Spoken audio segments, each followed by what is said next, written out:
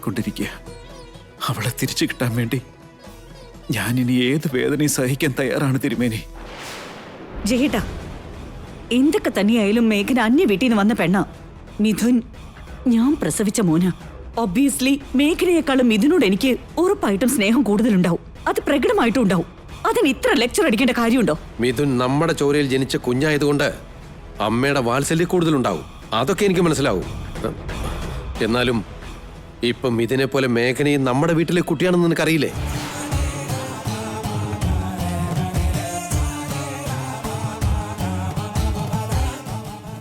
നീ 10 മാസം ചുമന്ന് പ്രസവിച്ച മോനാ മിഥുൻ. അതുപോലെ മേഘന മിഥുന്റെ ജീവിതത്തിലെയും ശരീരത്തിലെയും ശരിപാതിയാ.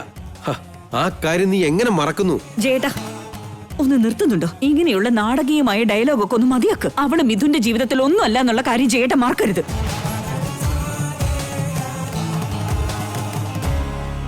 എന്താന്ന് വെച്ചാ അവരുടെ വിവാഹം നാമം മാത്രമാണ്.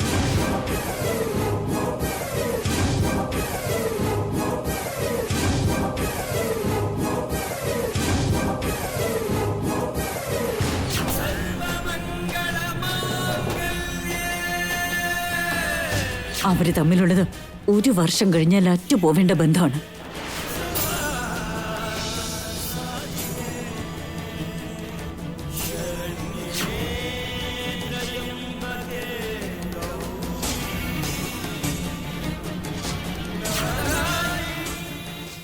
അങ്ങനെയുള്ള ഒരുത്തി മിഥുന്റെ ജീവിതത്തിൽ നല്ല പാതിയാണ്, അർദ്ധാംഗനയാണെന്നൊന്നും ഇനി ഒരിക്കലും ആവർത്തിച്ചു പോകരുത്. അറ്റുപോകേണ്ട ബന്ധത്തിന്റെ മേൽ അമിതമായ പ്രതീക്ഷകൾ വേണ്ട. മോനെ, ഞാൻ പറഞ്ഞത് മനസ്സിലായല്ലോ അല്ലേ? വഴിപാട് നേർന്നു എന്ന് കരുതി ദൈവം നിന്നെ ശിക്ഷിക്കൊന്നുമില്ല. എന്നാൽ അത് തുടങ്ങിയിട്ട് ഇടയ്ക്ക് വെച്ച് നിർത്തണത് ദൈവകോപം വരുത്തി വെക്കാനും ഇടയുണ്ട്. തിരുമേനി, എന്റെ ഭാര്യയുടെ ജീവനേക്കാൾ എനിക്ക് ഈ ലോകത്ത് മറ്റൊന്നും വലുതല്ല. എനിക്ക് എന്റെ ഭാര്യ ജീവനോടെ വേണം.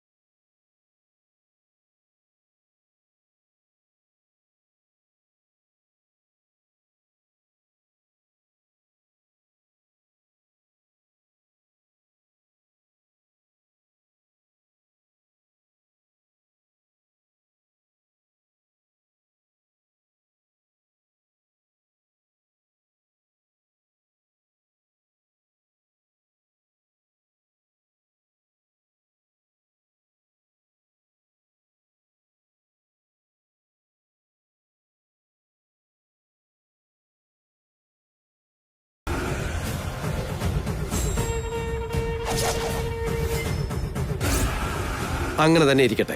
മേഘന നമ്മുടെ മരുമോളാണെന്നുള്ള കൺസേൺ വേണ്ട. നമ്മുടെ മോന്റെ ഭാര്യയാണെന്നുള്ള ഫീലിംഗും വേണ്ട. ഒന്നുമില്ലെങ്കിലും ഒരു സഹജീവിയോടുള്ള സഹാനുഭൂതിയെങ്കിലും കാണിച്ചൂടെ? നിന്റെ മകന്റെ പ്രാണൻ രക്ഷിച്ച പ്രാണദാതാവായെങ്കിലും ഒന്ന് പരിഗണിക്ക്. മേഘനയെ പോലെ ഇത്രയും വലിയൊരു ത്യാഗം മറ്റൊരാളും ചെയ്യില്ല. നീയും ഞാനും നമ്മുടെ മോനും ഈ ജന്മം മൊത്തം തപസ് ചെയ്താലും, നമ്മുടെ 3 പേരുടെയും ജീവിതം അവളുടെ പാദത്തെങ്കിൽ വെച്ചാലും തീരാത്തത്രയും വലിയ കടപ്പാടാണിത്.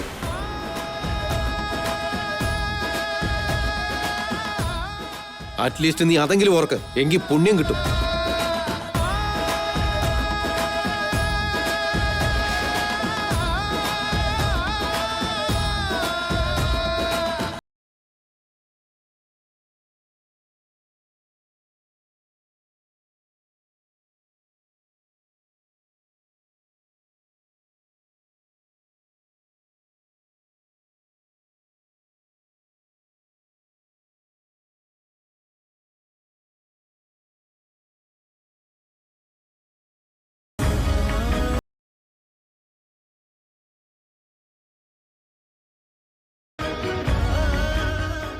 എന്ത് വിവരക്കേടാടാ ഇതൊക്കെ? എന്റെ മുൻപിൽ വെച്ച് നീ മേഘനയ്ക്ക് വേണ്ടി പൂജ വഴിപാടൊക്കെ നടത്തുന്നോ? എന്നെ സാക്ഷിയാക്കി ആ മേഘനയ്ക്ക് വേണ്ടി ഇങ്ങനെ കൈവരെ പൊളിച്ച് നീ നിന്നെ തന്നെ ശിക്ഷിക്കാൻ ശ്രമിക്കുന്നോ?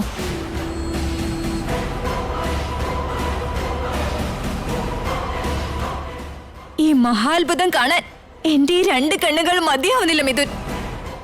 നിനക്ക് എന്താ സംഭവിച്ചെന്നറിയാതെ ജീവനും കൈ പിടിച്ചോണ്ട് ഇങ്ങോട്ടേക്ക് ഓടി വന്നപ്പോ നിന്റെ ജീവൻ ഇവിടെ ആ മേഘനയ്ക്ക് വേണ്ടി പരിതപിച്ചോണ്ടിരിക്കുക. എന്നാലും ഇങ്ങനെ ഒരു കാഴ്ച ഞാൻ തന്നെ കാണണമായിരുന്നോ? ഇനി ഞാൻ എന്താ ചെയ്യേണ്ടതെന്ന് കൂടി പറ. കണ്ട് ആനന്ദിക്കണോ, അതോ നിന്നെ പോലെ ഒരു അവസരവാദിയെ സ്നേഹിച്ചതിന് എന്നെ ഞാൻ തീക്കരിയാക്കണോന്ന് നീ തന്നെ പറഞ്ഞു താ Mithun. Manjari, please try to understand the situation. ഐസിയുന്ന് അവള് ജീവനോടെ തിരിച്ചു വരുമില്ലെന്ന്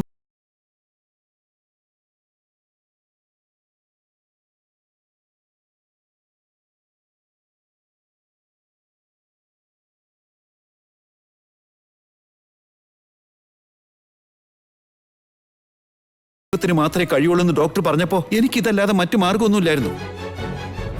മേഘനയുടെ ജീവൻ രക്ഷിക്കാനാണെങ്കിൽ ഒരുപാട് ഡോക്ടേഴ്സും ഹോസ്പിറ്റൽസും ഉണ്ട്. പകരം നീ പ്രതിഷ്ഠയുടെ മുമ്പിൽ നിന്ന് സ്വയം ഒരുക്കേണ്ട യാതൊരു കാര്യമില്ല മിഥുൻ. പഠിപ്പും വിവരമുള്ളവനല്ലേ നീ? നിനക്കെങ്ങനെ ഇങ്ങനെയൊക്കെ ചെയ്യാൻ കഴിയുന്നു? മഞ്ജരി, ഈ അവസ്ഥയിൽ ഇങ്ങനെയൊന്നും പറഞ്ഞിട്ട്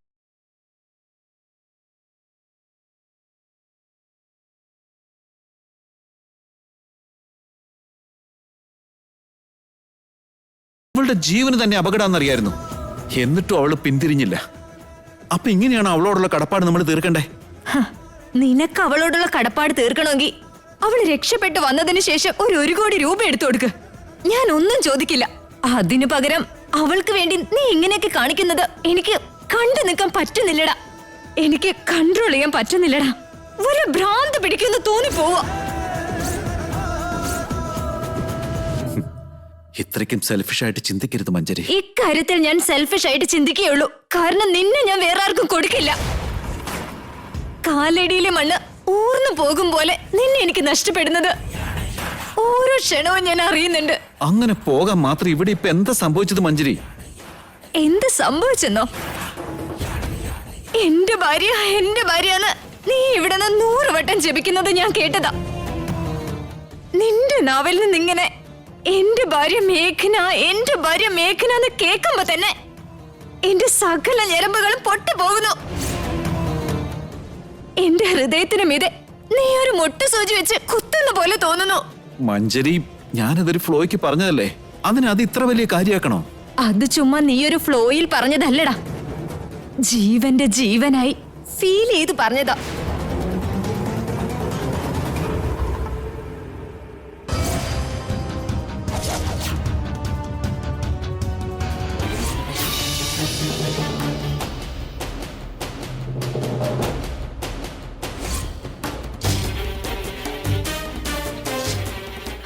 ഈ റിംഗ് എങ്ങനെയാടാ പിന്നെ നിന്റെ വിരലിൽ വന്നത്?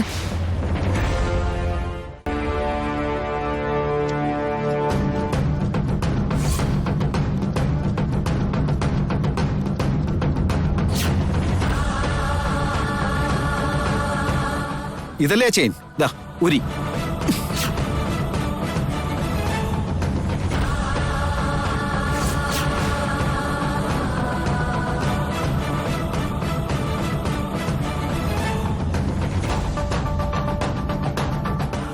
എന്താ മിഥുൻ ഇത്? എന്താ ഞാൻ ഈ കാണുന്നത്? മേഘനയുമായി ബന്ധപ്പെട്ടതൊന്നും തന്നെ നിന്റെ ശരീരത്തുണ്ടാവരുതെന്ന് ഞാൻ പറഞ്ഞതല്ലേ? എന്റെ മുൻപിൽ വെച്ച് ഊരിക്കളയുന്നത് പോലെ അഭിനയിച്ചിട്ട് ഫോൺ വെച്ചതും പിന്നെ അത് എടുത്തിട്ടു അല്ലേ? അതിനർത്ഥം ഓരോ നിമിഷവും നീ എന്നെ ചതിച്ചുകൊണ്ടിരിക്കുകയാണെന്നല്ലേ? എനിക്കിപ്പോ നിന്റെ മനസ്സിൽ ഒരു സ്ഥാനമില്ല മിഥുൻ, എനിക്കറിയാം. അങ്ങനെയല്ല. വേണ്ട മിഥുൻ, ഇനി നീ ഉരുണ്ട് കളിക്കാൻ ശ്രമിക്കണ്ട. ഓരോ ചലനത്തിലും നീ എന്നെ മണ്ടിയാക്കാൻ ശ്രമിക്കുമ്പോ ആ കള്ളത്തരങ്ങളെല്ലാം തൊണ്ട തൊടാതെ വിഴുങ്ങി അതും വിശ്വസിച്ച് ജീവിക്കാൻ എന്നെ കിട്ടില്ല. നീ എനിക്ക് പറയാനുള്ളത് മുഴുവൻ ഒന്ന് കേക്ക്. ഇത്രയും നാളും നീ ആ മേഘനയോട് അടുക്കുമെന്നുള്ള പേടി മാത്രമേ എന്റെ മനസ്സിലുണ്ടായിരുന്നുള്ളൂ. പക്ഷെ ഇന്ന് നീ അവക്ക് വേണ്ടി കർപ്പൂരം കത്തിച്ച് കൈ പൊള്ളിച്ച് വിഘ്നേശ്വരനോട് പ്രാർത്ഥിക്കുകയും അവളുടെ മാലയും മോതിരവും നിന്റെ ശരീരത്തുണ്ടാവരുതെന്ന് പറഞ്ഞപ്പോ എന്റെ മുൻപിൽ വെച്ച് ഊരിക്കളഞ്ഞിട്ട് വീണ്ടും അത് എടുത്തിട്ടെങ്കിൽ എല്ലാം ക്ലിയർ ആയിരിക്കുക. കഴിഞ്ഞടാ, എല്ലാം ഇവിടെ കഴിഞ്ഞു. നിന്റെ നുണകൾ കേട്ട് നീയും അവളും തമ്മിൽ യാതൊരു ബന്ധവും ഇല്ലെന്ന് ഒരു മണ്ടിയെ പോലെ വിശ്വസിക്കാൻ എനിക്കിനി ക്ഷമയോ ഇല്ല, സഹനവും ഇല്ല. I am done Mithun. Manjari, what are you talking? അതെ മിഥുൻ, ഇനി നീയും ഞാനും തമ്മിൽ യാതൊരു ബന്ധവും ഇല്ല.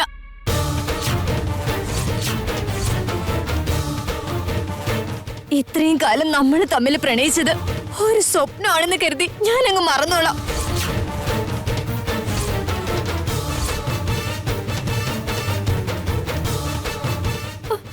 നമ്മൾക്കിടയിലുണ്ടായിരുന്ന റിലേഷൻഷിപ്പ് ഒരു ഫേക്ക് റിലേഷൻഷിപ്പ് ആയിരുന്നെന്ന് ഇന്ന് ഞാൻ മനസ്സിലാക്കുന്നു. ഇനി അങ്ങോട്ടുള്ള നിന്റെ ജീവിതത്തിൽ മഞ്ജരി എന്നൊരു പെണ്ണുണ്ടായിരുന്നെന്നുള്ളത് മറന്നു കളഞ്ഞേക്ക്.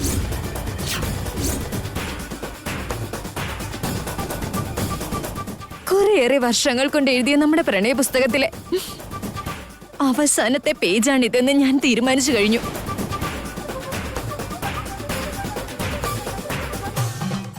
Good bye Mithun. മഞ്ജരി, എനിക്ക് പറയാനൊരു ചാൻസ് തന്നീ, പ്ലീസ്.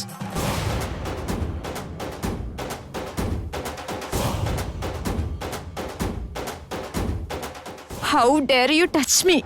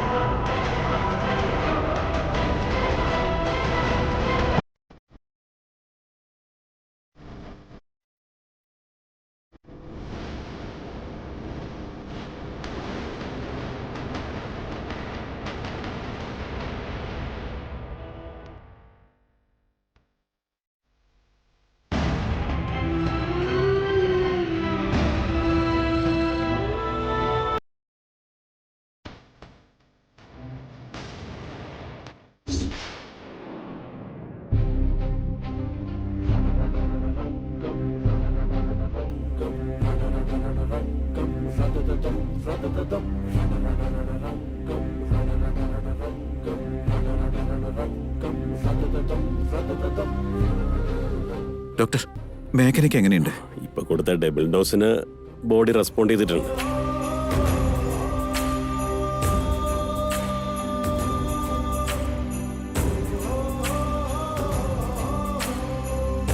പക്ഷെ ബോധം തെളിയുന്നതുവരെ പൂർണ്ണമായി രക്ഷ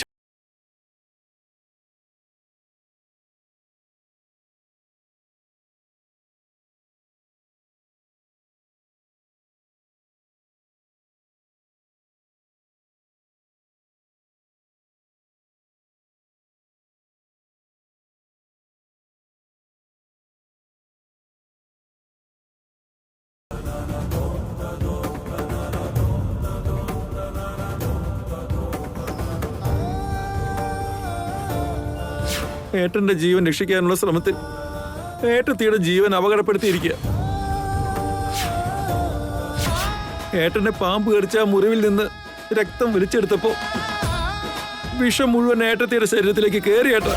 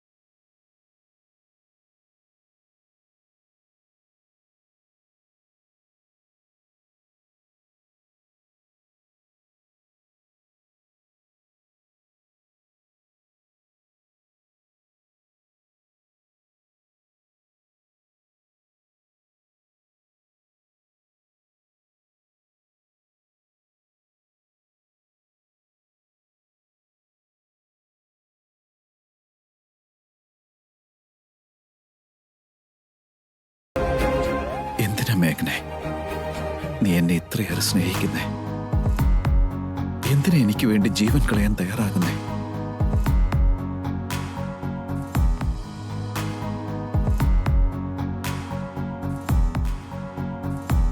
ഒരാളോട് ഇഷ്ടം തോന്നുന്നത് സാധാരണയാ.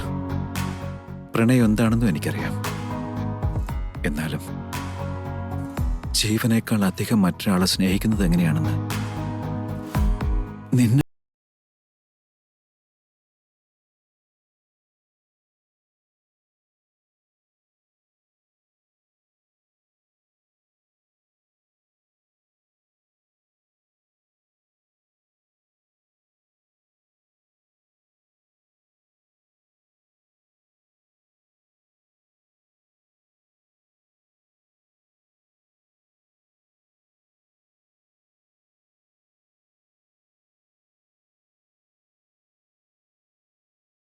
ആവുന്നില്ല മേഘനെ. പ്ലീസ് മേഘനെ, ഒന്ന് എന്നെ കണ്ണു തുറന്നു നോക്ക്. ഞാൻ പറയുന്നത് നീ കേൾക്കുന്നുണ്ടോ?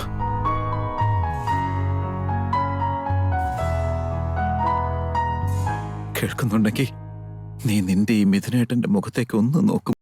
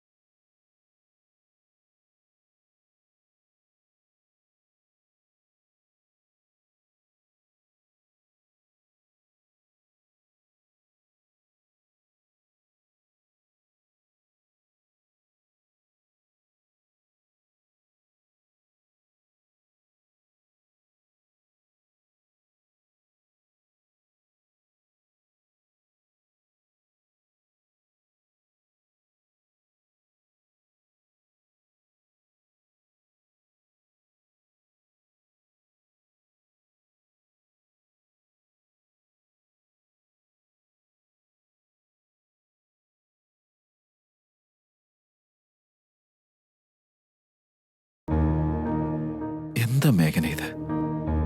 എത്ര വലിയ സാഹസം നീ കാണിച്ചെന്ന് ഓർമ്മയുണ്ടോ? എന്റെ ജീവൻ രക്ഷിക്കാൻ വേണ്ടി നീ നിന്റെ ജീവൻ അപകടപ്പെടുത്തി. എന്റെ ശ്വാസം നിലയ്ക്കാതിരിക്കാൻ വേണ്ടി നിന്റെ പ്രാണൻ പണയം വെക്കാൻ തയ്യാറായി. എന്റെ പ്രാണനും എന്റെ പ്രപഞ്ചവും സകലതും എന്റെ ഏട്ടനാവുമ്പോ ഏട്ടൻ എന്തെങ്കിലും സംഭവിച്ച എനിക്ക് കണ്ടിരിക്കാനാവോ ഏട്ടാ?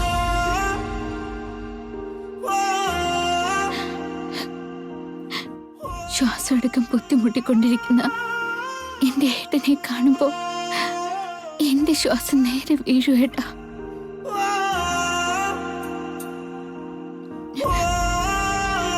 ഏട്ടൻ ഇല്ലാതാവുന്ന അന്ന് ഞാനും ഉണ്ടാവില്ല ഏട്ടാ.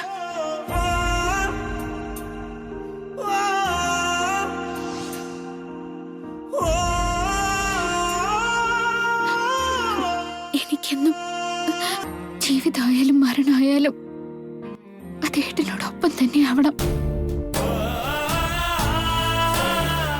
എനിക്ക് എന്താ പറയേണ്ടതെന്ന് അറിയില്ല മേഘനെ. നിന്നെ പോലെ ചിന്തിക്കാനൊന്നും ആരെ കൊണ്ടും കഴിയില്ല.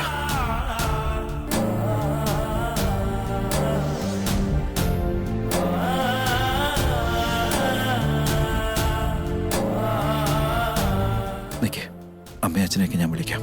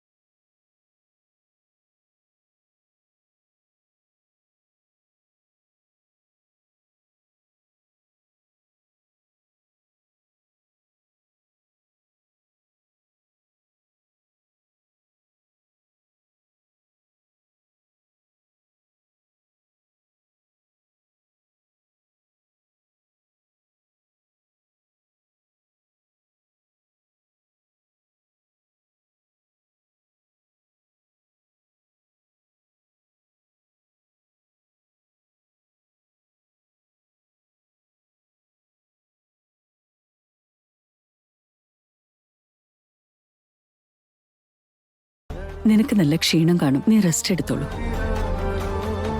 എന്റെ വല്യമ്മേ, ഈ MM-ന് റെസ്റ്റിന്റെ ഒന്നും ആവശ്യമില്ല. എനർജിയുടെ പവർ ഹൗസ് അല്ലേ ഇത്. അല്ല MM-ഓ? അതെന്തുവാടാ? Miracle machine.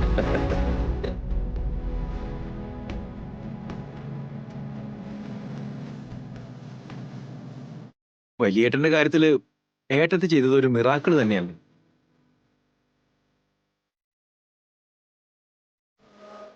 ഏട്ടത്തി ഇല്ലായിരുന്നെങ്കിൽ ഏട്ടൻ നമ്മുടെ മുന്നിൽ ഇങ്ങനെ നിൽക്കില്ലായിരുന്നല്ലോ. നമുക്കാർക്കും ഇങ്ങനെ സന്തോഷിക്കാനും കഴിയുമായിരുന്നില്ല. ഏട്ടത്തി സൂപ്പർ ആട്ടോ. ഈ സിനിമയിലൊക്കെ കാണിക്കത്തില്ലേ, സൂപ്പർ വുമൺ, അതിന്റെ ഒറിജിനൽ വേർഷൻ. എടാ വിവേകേ, ഇപ്പോഴാണോടാ നിന്റെ തമാശ?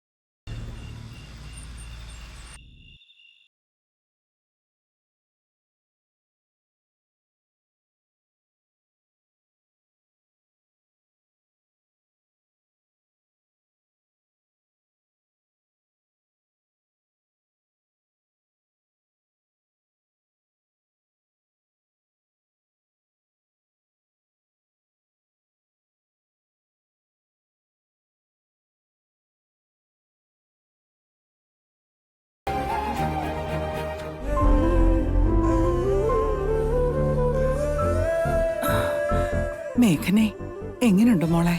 എനിക്ക് കുഴപ്പമൊന്നുമില്ല അച്ഛമ്മേ. വലിയേട്ടാ, ഏട്ടത്തി, ഇപ്പൊ രണ്ടുപേരും ഓക്കെ അല്ലേ? എന്താ സംഭവിച്ചെന്നറിയാതെ ഞങ്ങൾ എത്രമാത്രം പേടിച്ചു പോയെന്നറിയോ?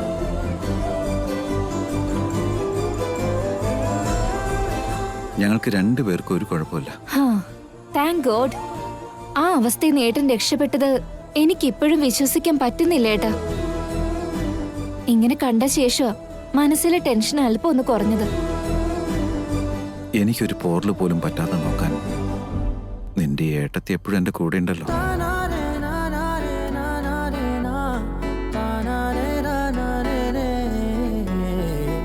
പക്ഷെ എന്റെ ജീവൻ രക്ഷിക്കാൻ വേണ്ടി അവൾ അവളുടെ ജീവൻ പോലും വകവെച്ചില്ല.